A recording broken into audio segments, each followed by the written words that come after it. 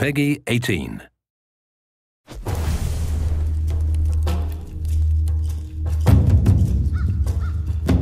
The Stone Age is a very primitive time where man had to rely on a lot of different tools in order to survive and to hunt. And so around 13,000 years ago, man started to work with other animals, wolves, in order to hunt down savage beasts like the mammoth and this kind of thing. And so we looked at what we had in Far Cry, and historically we have a very rich wildlife, and we started to investigate the possibility for the player to tame the wild beasts that we would create in Oros.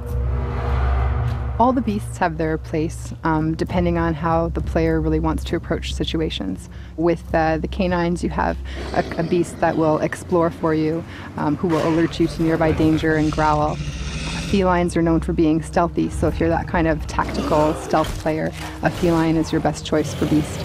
The bear is your quintessential tank. It's going to take all kinds of aggro off of you if you encounter hostile enemies in the world. And then lastly, we have the honey badger. And the honey badger is really in a league of his own.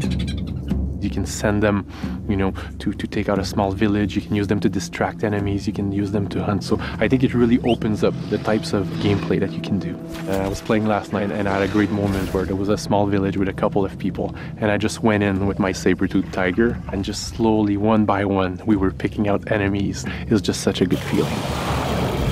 Far Cry, when you come across a situation, you always want to recon it first. And you can do that from your point of view as Takar, but you can also send in your owl, who is going to act as your recon tool. He can view outposts from above, he can mark enemies, he can bomb enemies if he wishes, and the owl also has a specialized aerial attack.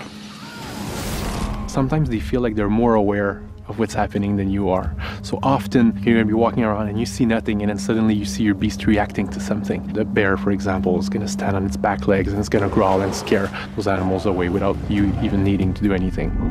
It's a very different experience because usually in Far Cry it's a little bit more lonely. It's you against everything. So the ability to have your beast at your side, it's very rewarding. You now have a companion, you have a friend, you have a protector that will travel with you through the land and help you fight for survival. What makes, I think, Primal very special is that ability to have the animals. They're an extension of yourself, and they are, I think, your ultimate weapon.